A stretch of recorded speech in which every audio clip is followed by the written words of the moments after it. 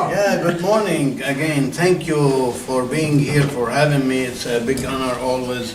I enjoy it. I love Wisconsin too, especially the Chiefs, you know. This part of Wisconsin is the best maybe, where you have the lakes. Yeah. We're going to talk today a little bit about the situation in the Middle East, especially the Shiite-Sunni divide and the Hezbollah, which is a blacklisted terrorist organization that rules Lebanon now, still rules Lebanon. And then we'll take your questions. So we'll begin with a video that explains the history of Hezbollah, then I'll talk about the Shiite faith. And you can interrupt me because I wrote this presentation, I don't get lost. Okay. Lebanon's militant group Hezbollah has been exchanging fire with Israel across the border for days, threatening to expand the conflict between Israel and Palestinian group Hamas. But what is Hezbollah? Iran's Revolutionary Guards founded Hezbollah in 1982 in the middle of Lebanon's civil war. It was part of Iran's effort to export its Islamic revolution around the region and fight Israeli forces after their invasion of Lebanon in 1982. Hezbollah shares Tehran's Shiite Islamist ideology and went on to recruit Lebanese Shiite Muslims. The group has risen from a shadowy faction to a heavily armed force with major sway over the Lebanese state. It has ministers in government and lawmakers in parliament. Western countries, including the United States, designate Hezbollah as a terrorist organization. The US holds the group responsible for a suicide bombing that destroyed US Marine headquarters in Beirut in 1983, killing 241 servicemen. And Lebanese security officials and Western intelligence have said groups linked to Hezbollah carried out suicide attacks on Western embassies and kidnapped Westerners in the 1980s. Hezbollah leaders said those attacks were carried out by small groups not linked to Hezbollah. In 2021, Hezbollah leader Saeed Hassan Nasrallah said the group had 100,000 fighters. Iran gives Hezbollah weapons and money. The US estimates Iran has allocated it hundreds of millions of dollars annually in recent years. Hezbollah boasts weapons including precision rockets and drones. It demonstrated its military advances in 2006 during a 5-week war with Israel. It fired thousands of rockets into Israel during the conflict. 1,200 people were killed in Lebanon, mostly civilians, and more than 150 Israeli were killed, most of them soldiers. Many Lebanese Shiites support Hezbollah, saying the group defends Lebanon from Israel. However, Lebanese parties opposed to Hezbollah say the group unilaterally drags Lebanon into armed conflict. Hezbollah has deep ties to Hamas, another Palestinian faction backed by Iran. On October 7th, the day Hamas militants carried out an unprecedented assault into Israel, Hezbollah said it was in direct contact with the leadership of the Palestinian resistance. Since then, Hezbollah has exchanged cross-border fire with Israel numerous times. So there is a ceasefire now, and so Hezbollah is Shiite, and it means the party of God, you know, which their God, you know, we don't believe that we worship the same God. Our God is Father, Son, Holy Spirit, but their God is unknown, I can say, you know. Yeah. So how did the Shiite-Sunni divide start? Because, you know, but I need to emphasize all the time that the Sunni Muslims are the majority, while the Shiites are only 15%. Iran is Shiite, mainly 90, maybe 5% of Iran is Shiite or more. 60% of Iraq is Shiite. This is why they are in power now, after the fall of Saddam Hussein. 40% or less, 35% of Lebanon is Shiite. Yemen is maybe 50-50 Shiite, Sunni. Yemen also. There are Shiites in Pakistan and Afghanistan and India and Dearborn, Michigan. Okay, the majority of Muslims in Dearborn, Michigan are Shiite Muslims. So how did the Shiite faith start? When did they split from the mainstream Sunni Muslim. The Sunni Muslims, as I said, are 85%. So when Muhammad, the Prophet of Islam, died in 632 AD, he did not really, according to traditional narratives, he did not leave any heir to the throne, if I can call it.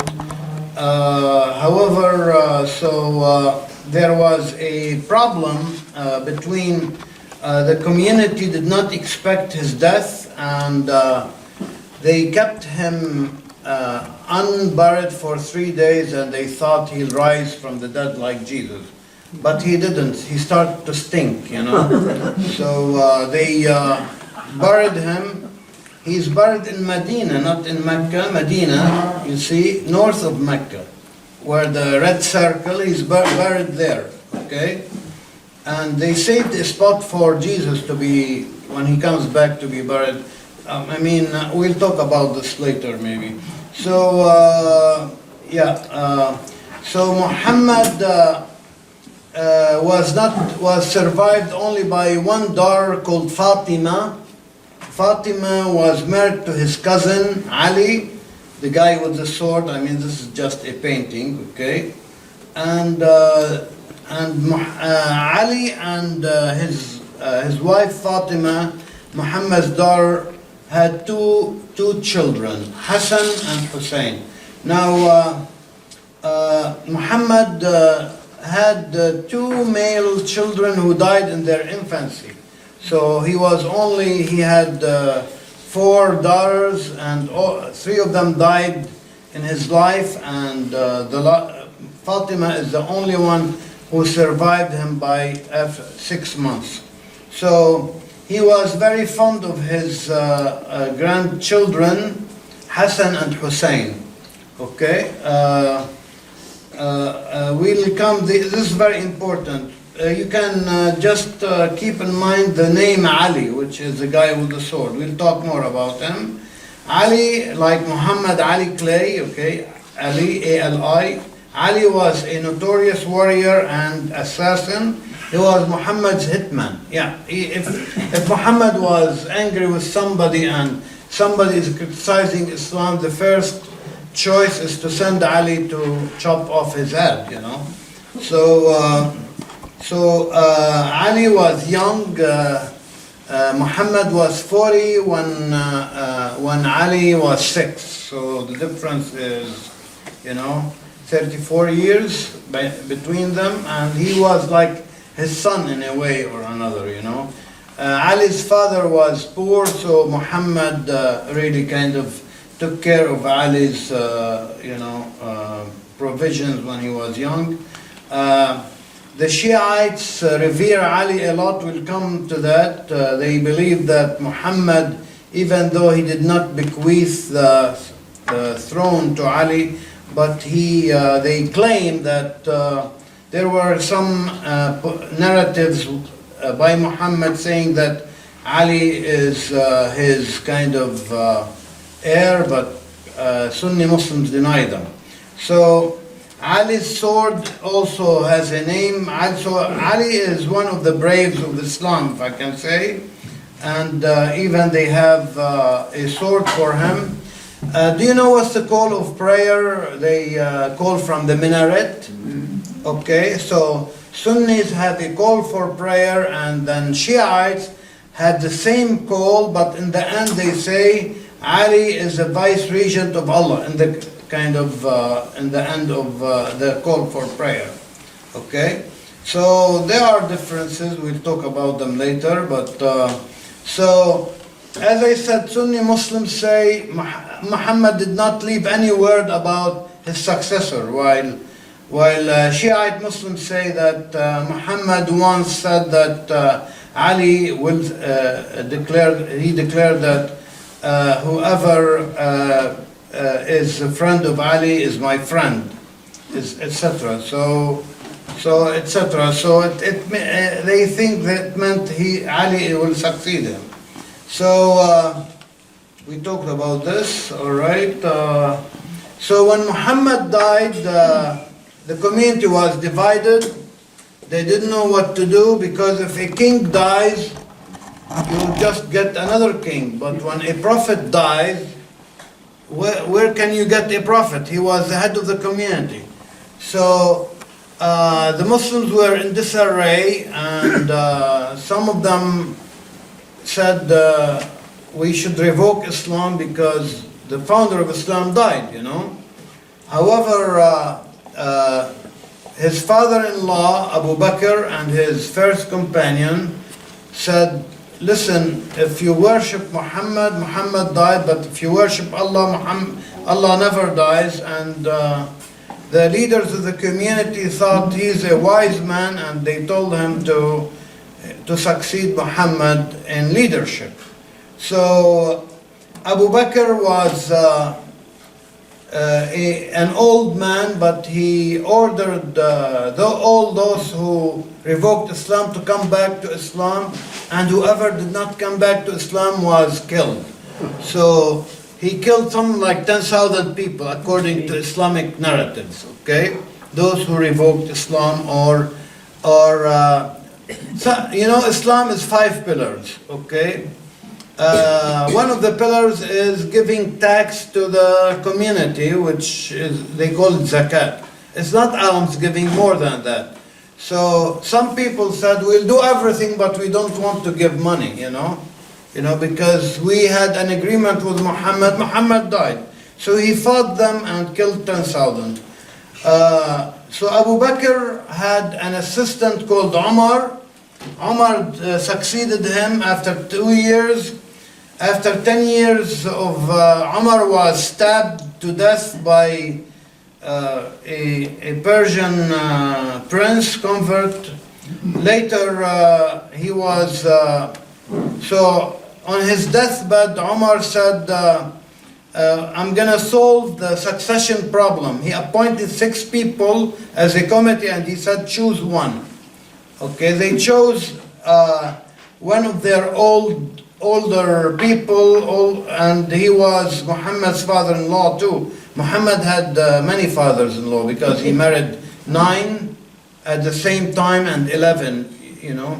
So he had many fathers-in-law, but Uthman was a rich guy, and he came from a very noble family in Mecca, and he ruled for 12 years, you know. He was old and nepotistic too. He didn't trust anybody. He only trusted his cousins. So the empire was then from Persia to Morocco, okay? So it was not yet India and Spain, later Spain. So he appointed his cousin, one of his cousins, let me say it in American terms. He appointed one of his cousins governor of New York, and the other cousin governor of California. What do I mean by that? He appointed one cousin governor of Damascus. Syria was rich, the richest place in the empire. And then appointed the other cousin governor of Egypt, which is very rich too. So, and his rule dragged for 12 years. So the first year people would say, oh, hope and change, okay? After 2 terms, there is no hope and very little change, remember? Okay, so for 12 years, Uthman ruled nepotistically, and so many people hated him, especially that many people converted to Islam from other, outside of Arabia, so the non-Arabs became the majority, and Uthman trusted only his cousins.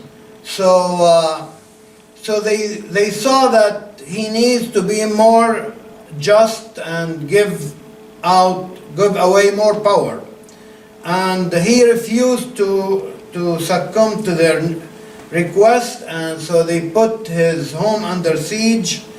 And let me see if I have some here, you know. Yeah, they put his home under siege, and then for 40 days, and they climbed the fence and cut him to pieces, okay? And so they killed him, and they thought Ali is the right successor. So they paid homage to Ali, let me go back to the succession here. You see, Ali is the fourth then, okay? So Uthman, then Ali. So they gave the succession to Ali, but the governor of Damascus, who was the cousin of Uthman, said, well, if one of the bodyguards of Ali was one of those who killed the caliph, Uthman, okay, we need really to bring him to justice. So Ali refused, and a civil war broke out, okay, and let me see here. Yeah, a civil war broke out between Ali and Uthman. We don't want to go into that, it took years really, but a civil broke out, hundreds of people were killed, and then Ali thought maybe we should really sit together at a round table. Some of his followers said, you are really compromising the truth. So some of his followers assassinated him, killed him, and he was buried in Iraq, killed and buried in Iraq. So most Muslim leaders were killed, by the way. So, yeah. So the governor of Damascus took over, and he was a very pragmatic man, very wealthy. There's a lot of dispute about the governor of Damascus. Even some Muslims doubt that he was a Muslim, because he was crowned in a church near Jerusalem, okay? And his wife was Christian too, That's, something the narratives say that his wife was Christian. And one of his coins had a cross. Okay, so nobody knows really exactly whether Muawiyah, his name is Muawiyah, was really Muslim or not, but he succeeded on the throne and ruled and was able, with his follower and successors, to spread the kingdom. When Muawiyah turned old and knew that he's going to die soon, he bequeathed the throne to his son. Now this is something has not been done before in Islam.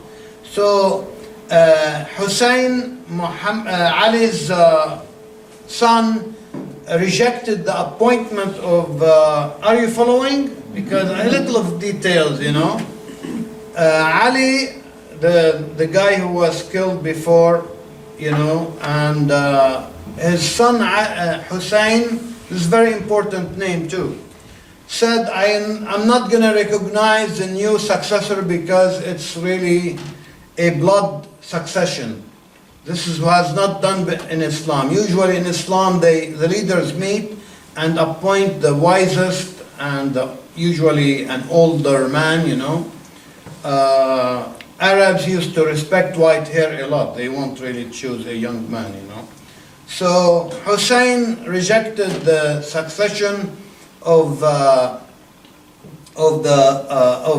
new leader, who was the son of the Muawiyah, and especially that, there were a lot of things about him. His mother was Christian. He was a man of the world, a spoiled prince, So, and a lot of narratives say he spent his time playing with monkeys and dogs, Yeah, so he's not, they thought, Dogs in Islam are unclean, by the way, okay? And if you have a dog at home, the angels won't come, according to Islam, okay? And Muhammad said, kill black dogs. Any dog which is pitch black is an incarnation of Satan, they believe. He's a demon, or it's a demon. So this is really terrible. I had a pitch black German Shepherd myself, and he was like an angel, the best German Shepherd I've ever had. He was he was 110 pounds, but we call him the gentle giant. Yeah. So his name was Utah. So anyway, I still remember Utah. He died like maybe now 7 years ago. So the prince who plays with dogs and monkeys is not fit to rule, they thought, and Hussein decided to rebel against Damascus, like Washington D.C., Damascus then. So the people in Iraq, now when people in Iraq tell you something, you shouldn't really believe it, okay? Iraqis are usually, most of them, tell you something and do something else. And this is what happened during the invasion of Iraq. They said they are pro-American, they want to change the regime. When they got, in power, now they are with Iran, So they are really known for their divisions and their double talk and something called taqiyya. Taqiyya means tell you something and hid their intentions. So the people in Iraq told Hussein, come, we'll support you against Damascus.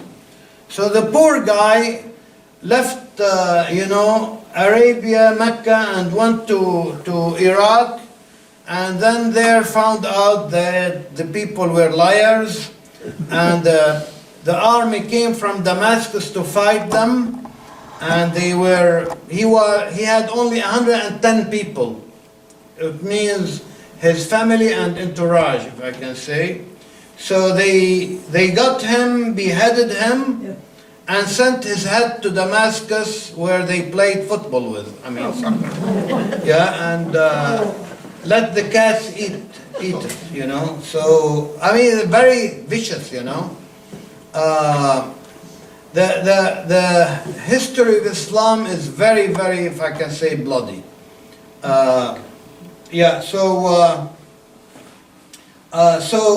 Shiites believe that Hussein, as I said, Shiites think that Ali was the rightful successor of Muhammad, but he failed 3 times. And then when he got his,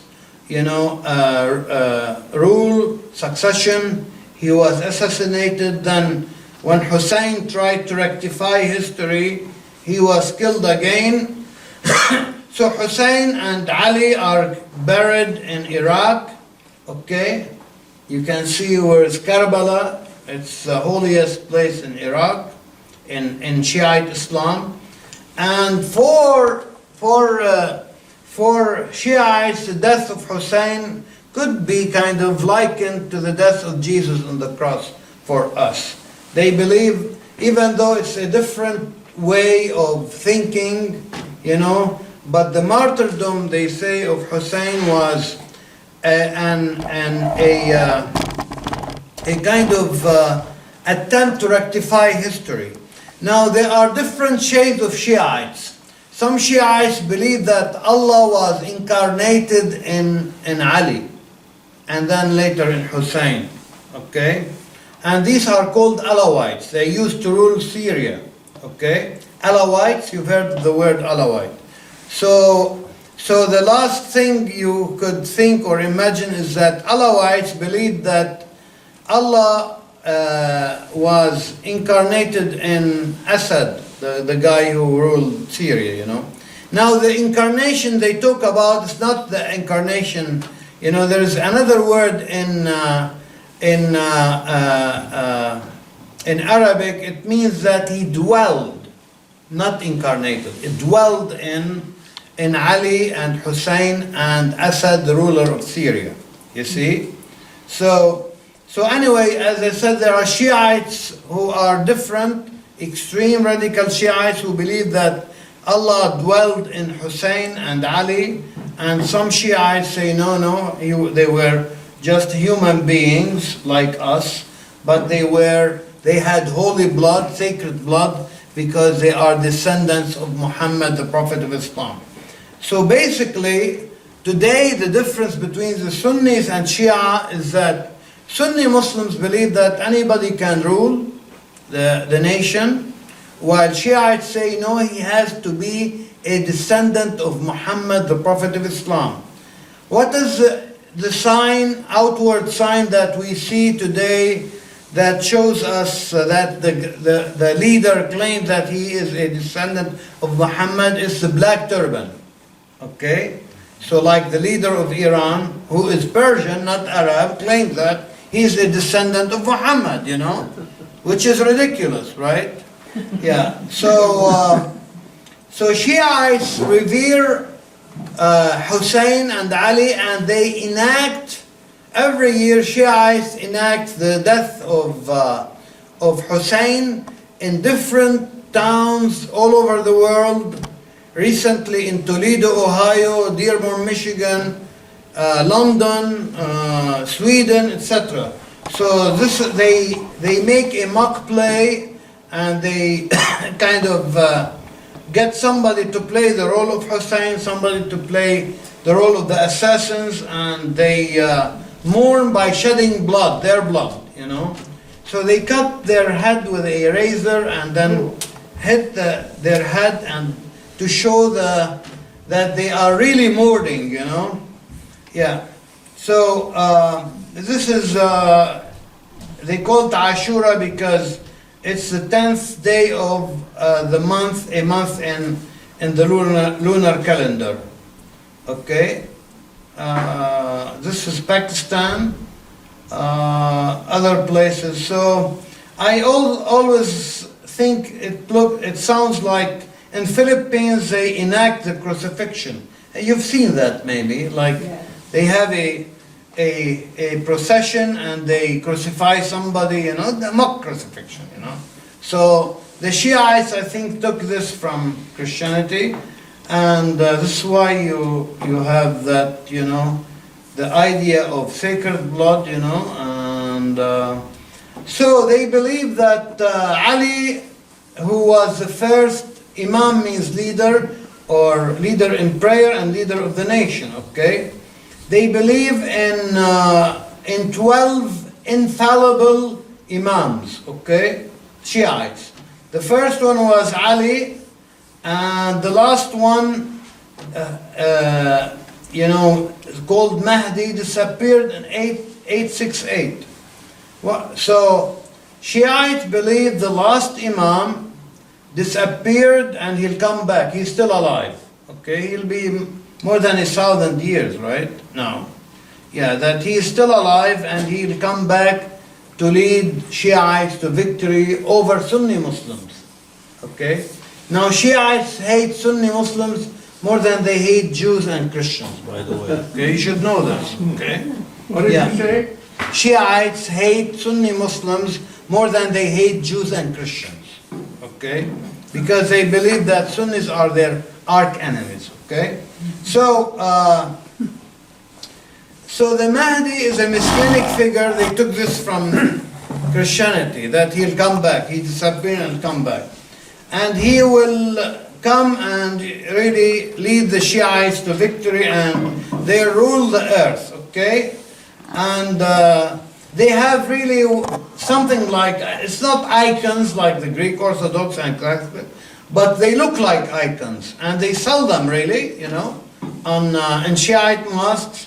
And you see the middle, the center one is Ali, and you have 12 Imams, okay? 12 Imams like 12 disciples, right? So, it's kind of taken from Christianity, who could not see that, Yeah, and they say when the Mahdi comes, the camel will lie with the lamb, okay? When the Mahdi, the Shiite Imam, the last one comes back, the camel will lie with the lamb, okay? And by the way, there are stories in the Shiite communities that he appears to people and helps them. So it reminds me also, like some Pentecostal brothers and sisters, they talk about, walking with Christ, and appearing to them, and angels appearing to them, what have you, I'm not denying, but more stories like that, Yeah. So, which is Isaiah 11:6. Is that another reason why you call them the Catholic? Yes, right, in a way. Because they had the Holy Family, Yeah. They had the Holy Family. We have in Lebanon, we have Catholic Christians and they have hospitals called the Sacred Family, you know, the hospital is called Sacred Family, you know, etc. So so what's the distribution of Sunni and Shia around the world, you know? So you have them, you see, the darker it is, the more Shiites, okay? You see, there is some in Turkey, usually Alawites, Syria. Iran is a stronghold of Shia Islam today, okay? Iraq, Yemen. So Iraq, 60% Shiite. And by the way, Iran was not Shiite, okay? But in the 16th century, when the Ottomans were spreading, who are Sunni Muslims, the ruler of Iran thought of a genius idea to block the Ottomans from Iran. He converted his people to Shia Islam because Shiites, as I said, hate Sunnis. So the invasion of a Shia country is more difficult by Sunnis than a Sunni country, you know. They have to fight them tooth and nail. So, yeah. Shia are only 15% of Muslims, again, okay? So, there are Shiites in Lebanon, they are like, as I said, 35%, and I'm going to talk about it to talk about the current events about after October 7th. Any question before I go on? Okay.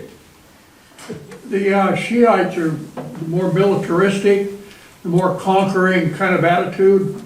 Both have the same belligerent attitude, but Shiites usually, you know, because of Iran, are more militaristic now, you know, because of Iran. Because Iran is... Sure, when you see 21 people getting their heads chopped off, those were ISIS, not Shia, not Hezbollah. What's the difference between ISIS and... ISIS is Sunni Muslim, but they are now in decline, okay? Because, you know, the United States, Trump especially, fought them and killed their leader, you know. So, while Hezbollah is supported by Iran, we'll talk about it soon. So, I'll shift to Lebanon because Lebanon is 35% Shiite, but it's the home of the most belligerent Shiite organization called Hezbollah today, okay?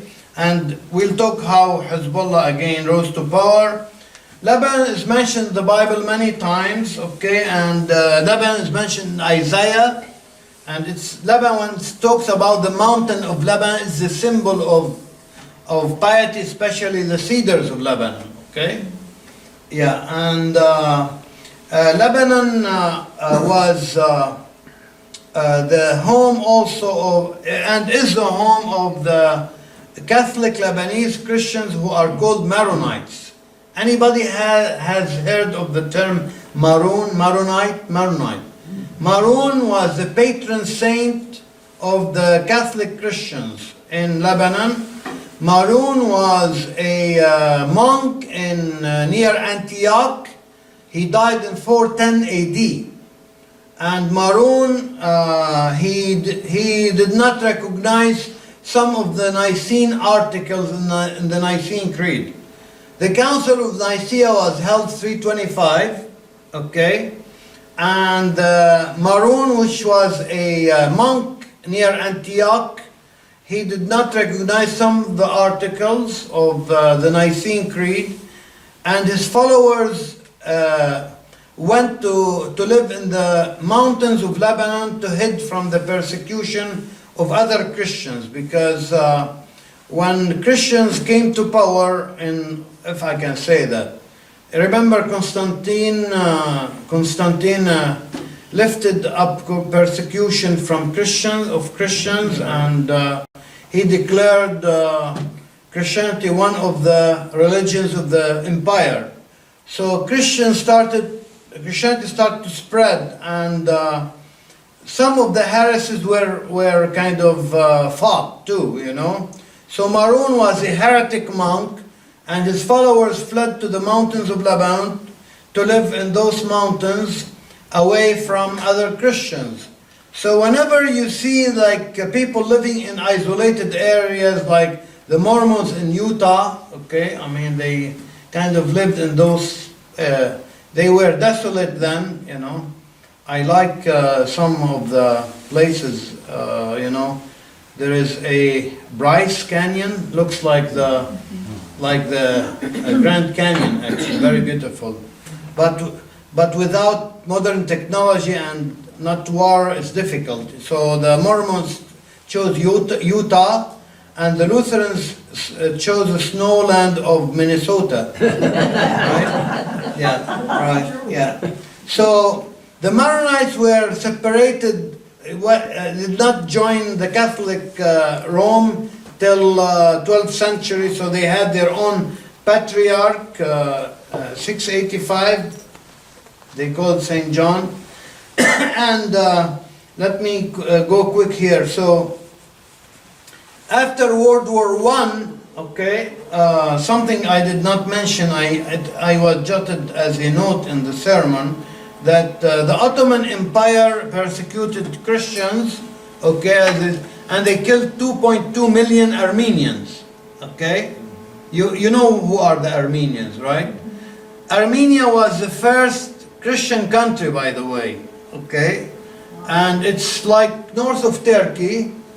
Now it's like some parts of Armenia were taken by Turkey, and 2.2 million Armenians were killed. The Ottoman Sultan wanted to kind of mow down the number of Christians in his empire, and he killed Assyrian Christians, which means Syrian, and Iraqi Christians as well, hundreds of thousands.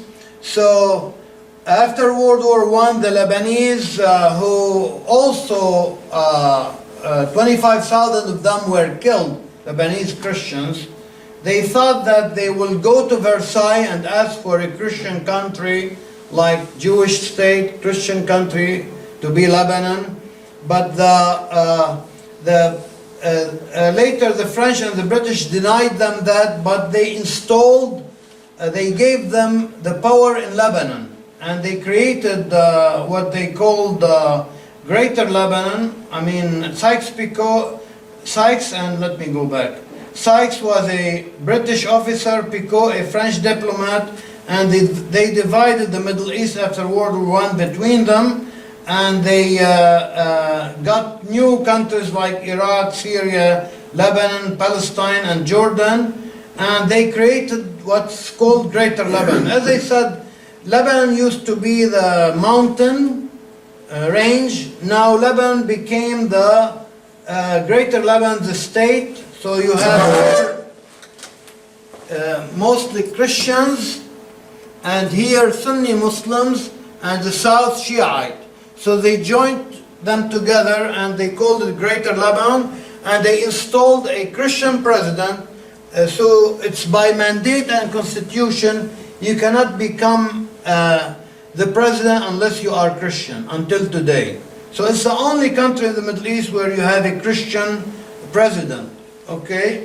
This is the former president, okay, just to show you that he is Catholic.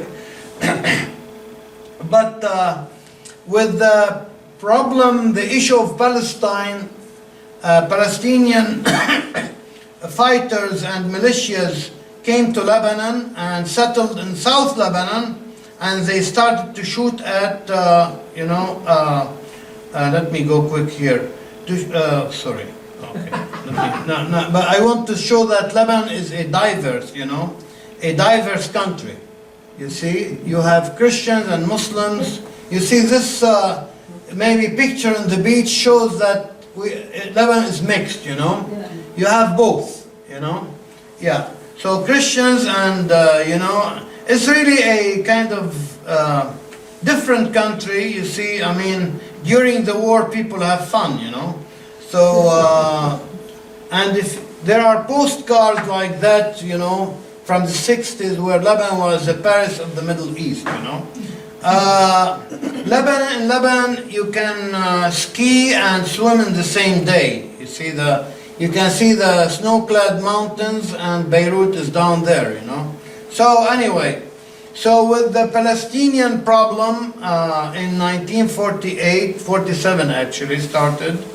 By the way, when you hear about the Palestinians in the news, they tell you the solution to the problem is a two-state solution.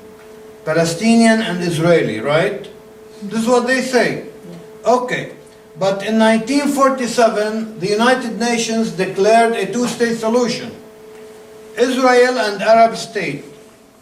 Israelis celebrated the first country, Jewish state after 2,000 years of diaspora, while the Arabs rejected the UN resolution and attacked Israel. And Jerusalem was declared an international zone then. So 5 armies attacked Israel, and the Arab armies were defeated, and 800,000 refugees came out of Israel and Palestine, or Palestine, if you can call it, and half of them settled in Beirut. Again, there was another war in 76.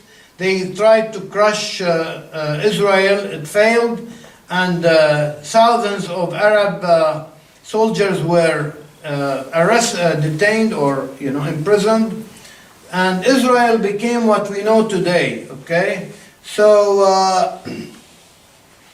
I don't know. Are you following me? Yeah. Okay, so. I'm not quite sure. Yeah. When you say Israel today, isn't it still a two-state solution? There is no two states in Israel. There is Israel and the they're still fighting that out, aren't they? Palestinian Authority, right.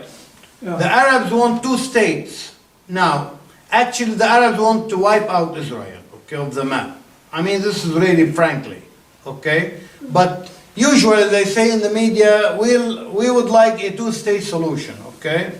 A Palestinian state and an Israeli state, So what they're really wanting is all of Israel too. They want to wipe out Israel.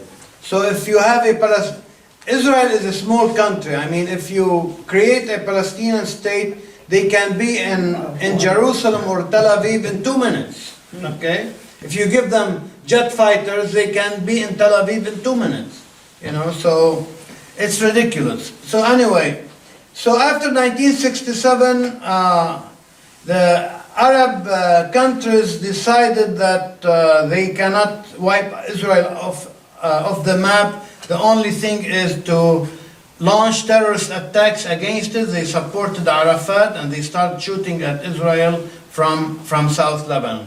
So this is part of the story, okay? How the conflict started. One important narrative also, so we are 60s, 70s, something happened in the 70s is very important. Some of you were too young to remember. The Iranian emperor, the Shah is called, was let down by the American administration, by Carter then, okay? Jimmy Carter, he died last year, right? Yeah. So Iran was an ally of the United States, but the Shah was arrogant, He was a snob, because he believed that he is a descendant of an empire that was 5,000 years old, and he was very tough to negotiate with about oil. It seems that the Carter administration thought, if we bring in the mullahs, which to rule the country, they'll be like the Saudis. The Saudis are tough Muslims, but they are good allies. So they kind of just let the Iranian emperor fall down and bring in the mullahs. The mullahs ruled Iran. They crushed everybody, and they started a Shiite revival, and they started to export the revolution, What was in exchange? I don't have slides about it. What was the response of the West? What did they do? They supported Saddam. Saddam fought Iran for 8 years, okay? This is not the subject now, but Remember the hostage crisis? Yeah. Yeah, and also they started kidnapping also Americans in Lebanon, okay? One of my professors were kidnapped at the American University of Beirut and held for maybe 6 years, you know. They used to kidnap, Hezbollah used to kidnap them and ask for ransom. So, in the middle of this mess, Palestinians were shooting at Israel. Israel decided to invade Lebanon and finish the Palestinian militias. In 1982, they invaded Lebanon, and to stop that invasion, there were a lot of tragedies, believe me. I lived through 1982 invasion. America and the international community thought they'll send peacekeepers. They call them the international forces. So we had American Marines come to Beirut with the Italians and the British and the Irish and the French and what have you, and settle the fight between the Palestinian militias and Israel, and then they asked the Palestinian militias to leave Lebanon, and they did. But what they did, Iran thought they are losing the country for America. So they created Hezbollah. Okay? Yeah. I have to restrain the time. Yeah. Well, we should have you back for part 2. Okay. Part 2. I think okay, fine. Yeah, it's, yeah. Yeah, all right. So it's also fine with me, you know. Maybe, but it will be part 2 in a year or so. It depends when you're gonna invite me, you know. No, I think it's just very Yeah. educating. Yeah. stuff, I think. So they created Hezbollah, you know, to fight the West. Okay, and I'll just stop at the killing of the Marines because today is Memorial Day. Okay, so or Memorial Weekend. So if you think that it was a radical militia that killed the Marines, you would be wrong.